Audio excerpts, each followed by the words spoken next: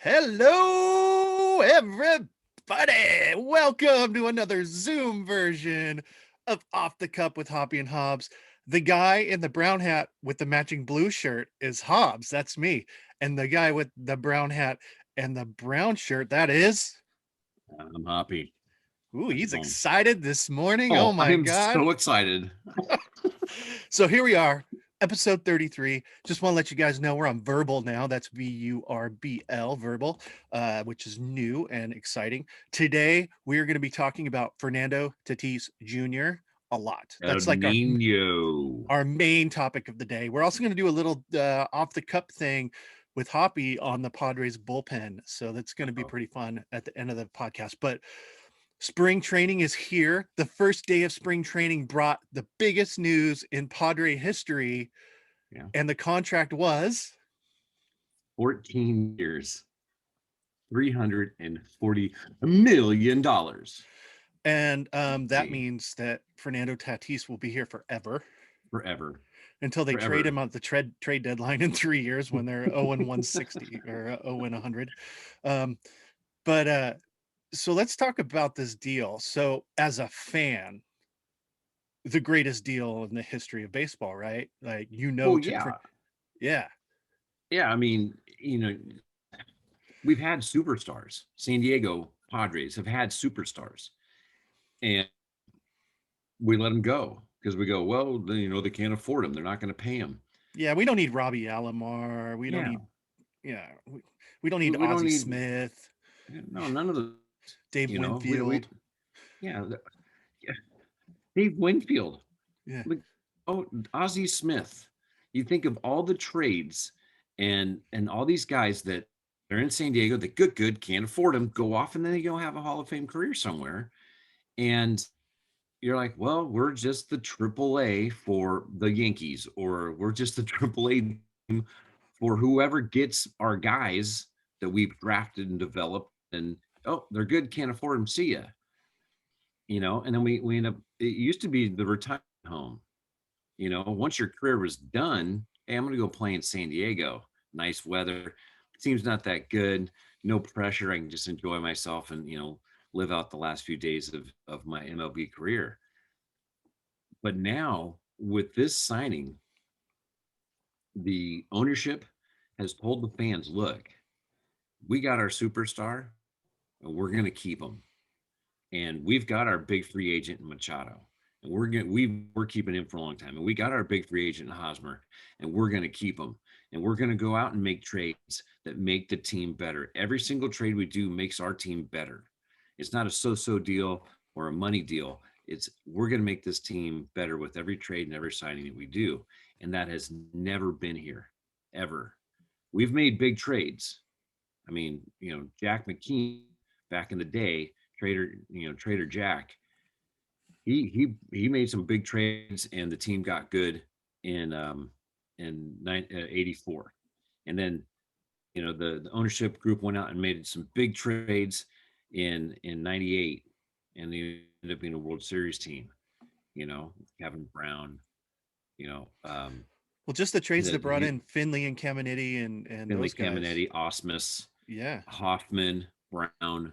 I mean, that was your team, and then you actually had a decent core with Wynn and Fernandez and some other guys. But it was just like when Sandy decides to do something, well, they end up being good, except for the disaster years ago when AJ came in and goes and gets all these free agents, um, or trades that were crazy. I think he learned a lot from that. So the trust in the process of where they're at now, and then signing Tatis Jr. to basically a lifetime contract. I the mean, third largest contract in Major League history for a guy that's played 143 games. Uh, this definitely wouldn't have happened with any ownership group the Padres have ever had before. never, Let's just be honest, never would have happened. never. And you have to take a look at it and wonder what is the risk here. You know, he's been injured, he's been tired, he's slumped pretty major in the short season last year. He obviously is a major talent, Mhm. but how many of those 14 years do you get what you've seen in the first 143 games? Well, you know, a player's athletic peak, where they're biggest, strongest, fastest, is actually 28. 28 is supposed to be, beginning of the downside. So he's 22. So you've got really, 6 years or 7 seasons of amazing Fernando Tatis. And then if he continues, say the down to 30, 32, you might have 3 years of okay, well, this kind of hanging on. But you got other guys that have done contracts like this or in the later years, like Molina. He wasn't so bad, and they, matter of fact, he retired and came out of retirement. Pujols. Pujols has been healthy, and he's Yeah, but actually, they don't have any they didn't have any injury history at all, right? yeah, yeah. But I mean, Has why Pujols is he ever getting had hurt though? has Pujols ever had a slump when he wasn't Not 40? not really. But Um, um, he gets dinged up and because he plays hard and he makes plays that nobody else is making. He's yeah, and I made think plays as a shortstop. As a shortstop, he's made plays. I went, how the hell did he make that play?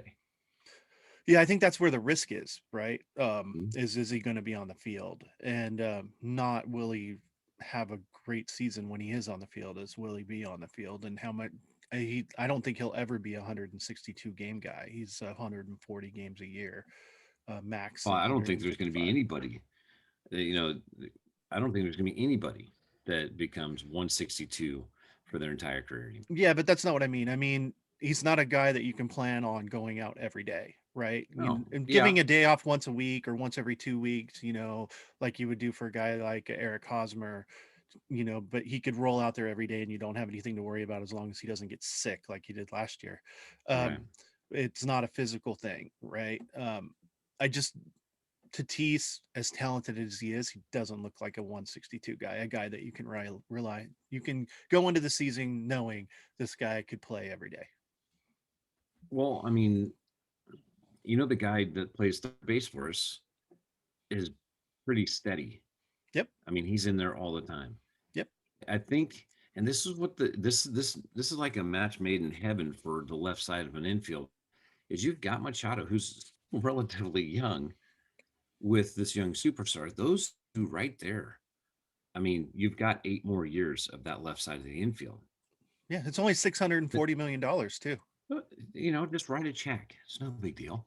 But I think Tatis is going to learn from Machado on how to be that guy because I mean, Machado was that guy and still is that guy. I mean, Oh yeah. no slouch, $300 million contract.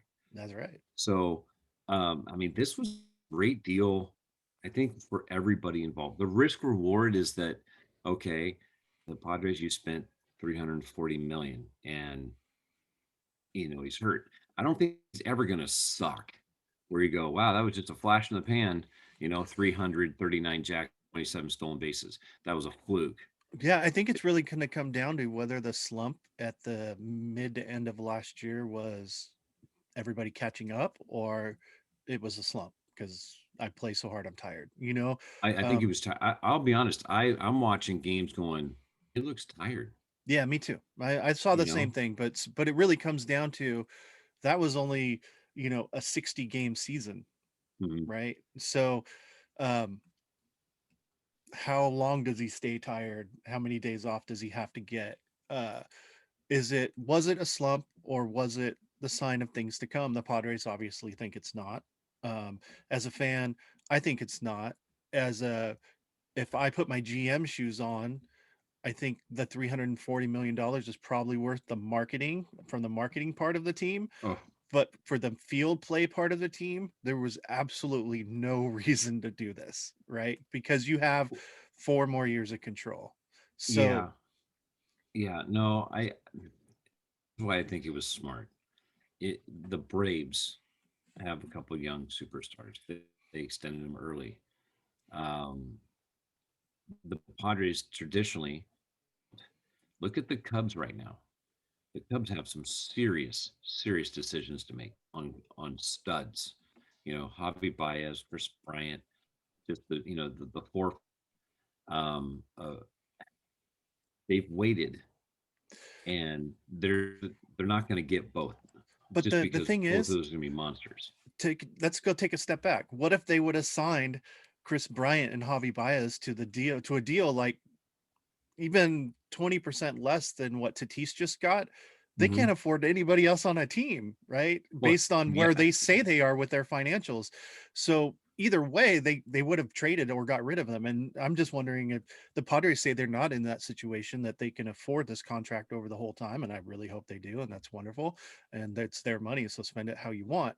But I think that Cubs thing is relevant because if they could actually just turn around and sign these two guys to a contract like this and not be a problem, because no.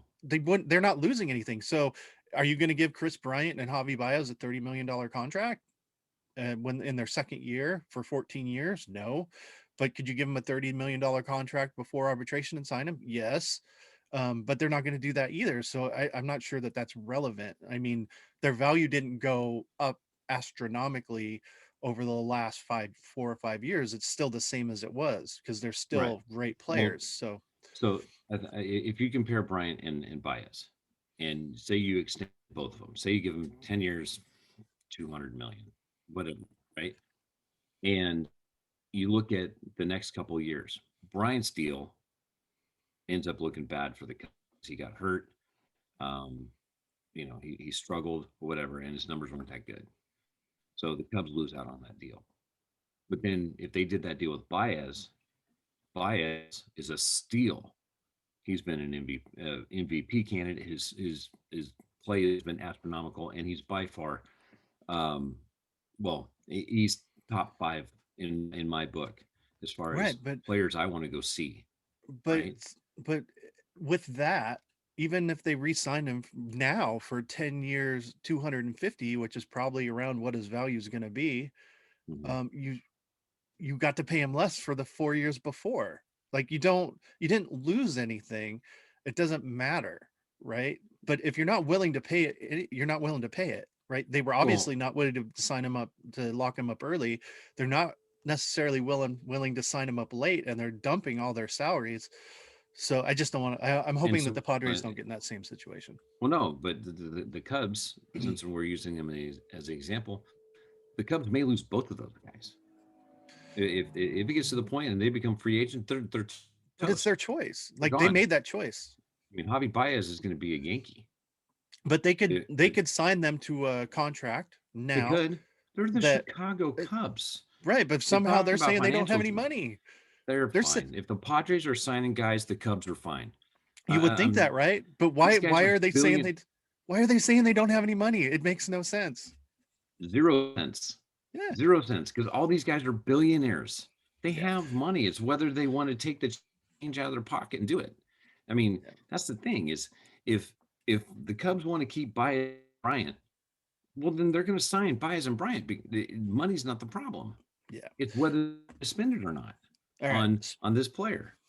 So let's So bring it back. Yeah. bring it Yeah. back to Tatis. I think as long as he stays healthy, this is a great deal because it's not top market, yearly salary, It's not. but it's you're talking 30. He's 24.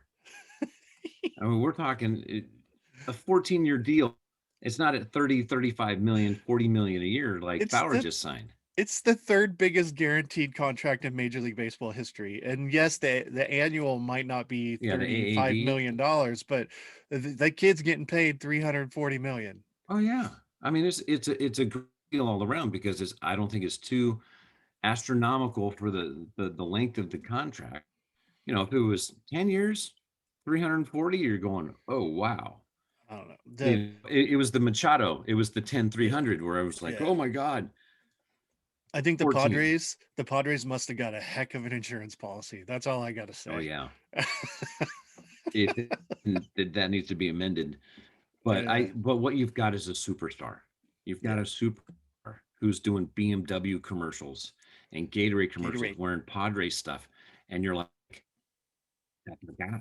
That's how it's getting paid That guy for. plays for the Pod. Yeah. So I want to do a quick comparison here. I want to dive into this. So you have a budding superstar shortstop in LA named Mm-hmm. Corey Seager, and you've Very got good. a budding superstar shortstop on the cover of MLB or the show this year named Fernando Tatis Jr. And so I want to do a quick comparison and kind of get an idea from you, since you're a superstar shortstop baseball scout guy, Of course, you know. and throw some numbers at you and see where we're at. So uh, Fernando Tatis has played 143 games over 2 seasons, Mm-hmm. and Corey Seager's played 541 games over six. Okay. Tatis has a 7 WAR career. Uh, Seager has 17.8 WAR career. Um, Tatis' career 301, where Seager's career 295. Tatis has 39 home runs in his 143 games, and Seager has 88 in 541. And Seager has 307 RBIs to Tatis's 98 RBI. So really interesting comparison. You watched Seager play last year. He looked Mm-hmm. all the same, as good as Tatis, but Mm-hmm. 6 years in, where Tatis is in his second. Which guy would you want to play shortstop for your team when you consider contracts and all of that? And uh, do you think Seager is going to get 20 million, 25 million a year when he becomes a free agent after this year? Damn. Okay. If you're just looking at paper, right, you go, they're comparable. But Yeah, when you go, who do you want? You know, Tatis or Seager, I'm taking Tatis. But quietly, Seager is a stud. I mean, it's like he's a solid shortstop. He swings the bat well. He's left-handed. He's really good. He's yeah, not really good. okay. He's not good. He's really good. Borderline Is superstar. Yeah, yeah. He's not phenomenal. He's really good. Would I have him? Yes, I would. If I had some other guys, and of course, I'm taking Seager, right? But then if you go, well, you could have Tatis. Well, I'm going to take Tatis. One is the base running that Tatis. He is absolutely on the bases. Um, Corey Seager is going to make the routine play every time. I say in the past, in the small sample we've had, Tatis, that's where he struggles. Is just that routine play, come up and throw. But the phenomenal superstar highlight reel, Tatis is all over it, and you don't really see that from Seager, which you can't expect phenomenal laying out plays. I mean, they're phenomenal because you're not supposed to make that play, and you did. Um, Seager's really, really good. And if I had him on my team, I'd be fine. But you give me an option of having Tatis, I gotta take El Nino. Just have to, you know. Yes. So in this battle, I think the Padres win based on, even though Tatis hasn't even played a full season of games. I think you have to roll with Tatis, but Mm, yeah, Seager's going to definitely get a payday. And yeah, and I be in L.A. No, it won't be in L.A. It'll be somewhere else, and it'll be interesting to see who does that, and maybe he ends up in with the Angels or something close. I maybe. think that'll be an option. All right. So Tatis wins the battle between Tatis and Seager. Yeah. Go Tatis. El Nino.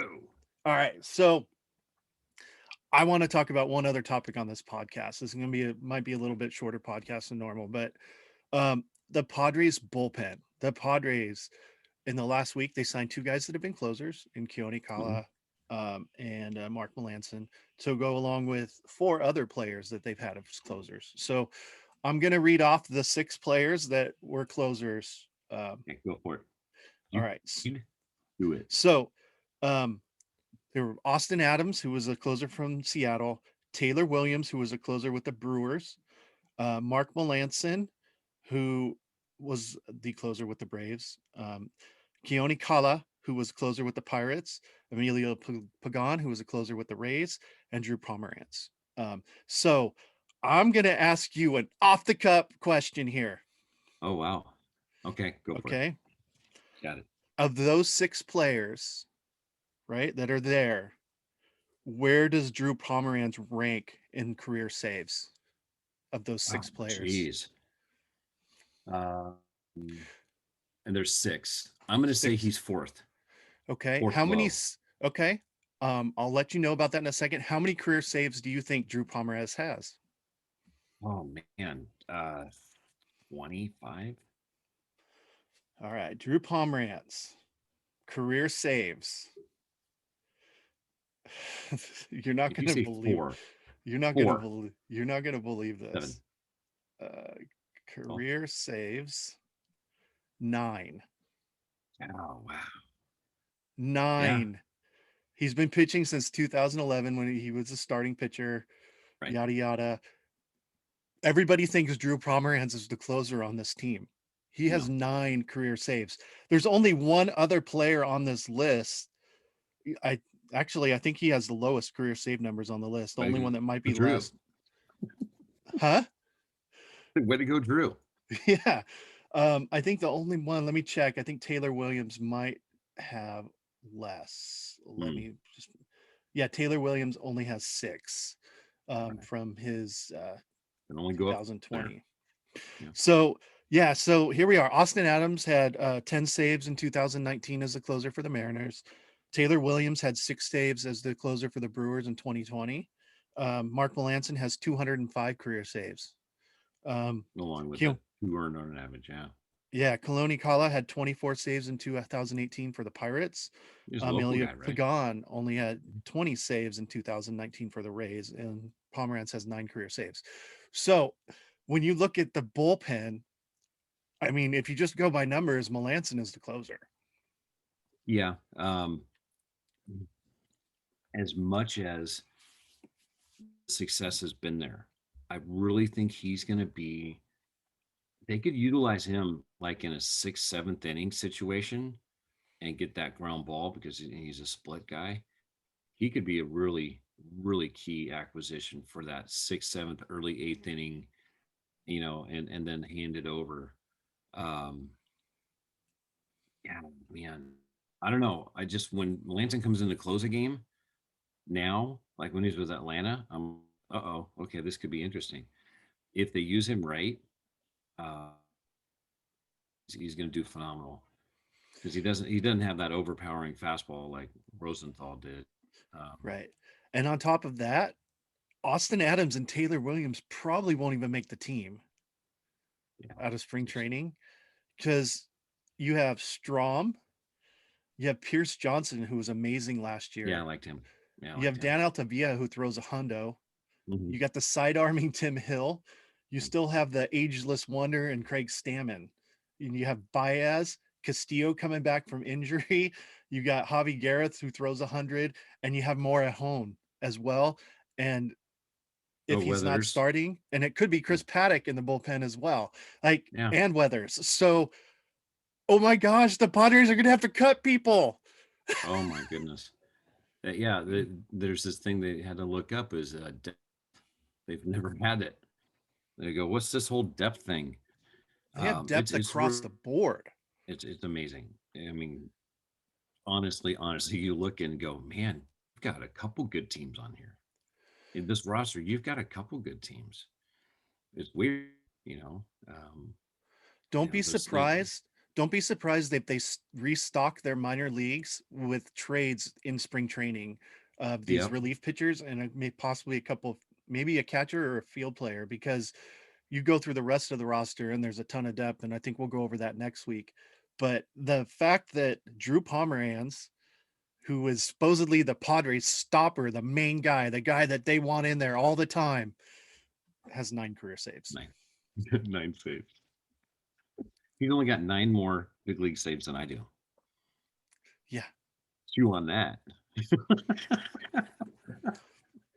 the And he go-to guy. and he's never been a closer. Yeah. He's a setup No, guy. yeah, he's been in your 7th, 8th inning. but he's mature enough and veteran enough to go ahead and do that now.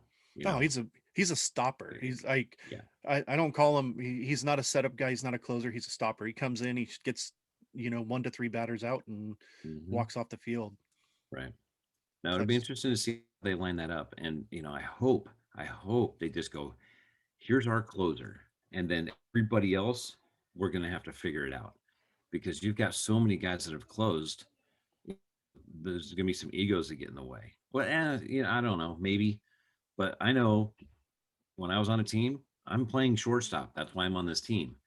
If these guys are brought in and given their slots and they all know it, man, that bullpen. You have starters and closers. You don't have relievers. You have starters and closers on this team. It's crazy. yeah, because even the guys that are not closers, have never been closers, they throw a hundo Yeah. or they throw down from the side left-handed.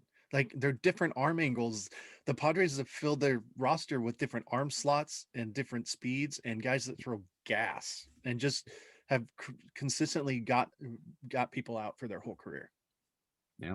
No, I'm so excited. Spring training's here. Love it. Yeah. Love it. And they Yeah, can just and open it up so I can go watch games.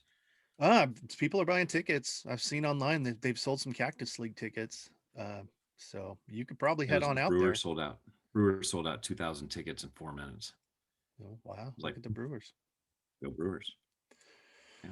Yeah, and I saw All some right. video of Camposano playing catcher, so he got out of Georgia somehow. Attaboy. Hey, so next week I think we should be doing the full roster review, but and comparing the Dodgers and Padres and see who's got the better Wow. 40-man roster. Yeah. No, I'm fired up for the new. I can't even say it's a new.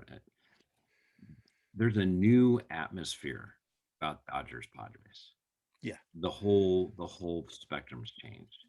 Yeah, You everybody's feel calling like, it the best rivalry in baseball. The Athletics writing about them yeah. and And was it Justin Turner who just re-signed with them? Goes, you're going to see 19 World Series games when we play. yeah. Because it is. He goes, what they've done is exciting for baseball. And what they just said was they're a really good team, and we're going to have to play. You're going to get World Series type games. It's going to be awesome. Yeah, I think it was really interesting. You get all these stats and everything where, playoff possibility percentage and this and that. And the Padres and Dodgers were both over 90% to make the playoffs. And the whole NL Central was in the 30s, like Yeah. across the board. Like somebody Somebody, has to win, but we don't know who it's going to be. huh, somebody from that league's getting in, and they're going to have to play the Padres, That's Cardinals, Dodgers. Right? It's the Cardinals. ah, ah, so many. I'm excited. So many decisions are going to be made, but either way, when you cut it down, the Padres are solid up and down that roster. It's going to be awesome. Yeah. All righty, Hop. What All time is right. it? Oh, It might I be guess time it's for time. your dog to start barking. Oh, I'm sure. I'm sure. When kids start throwing stuff around. I How'd we gotta get love through it. this? How'd we get through this without dog barking or going to the bathroom in the room? No idea, but I'm power of prayer. I can tell you that. But yeah, yeah. I guess it's time to sign off, huh? Yeah, say hello to Baxter Yeah, for me. I will. Little Baxter. All All right. With right. that one there, folks. Woo. Where's the music? Goodbye.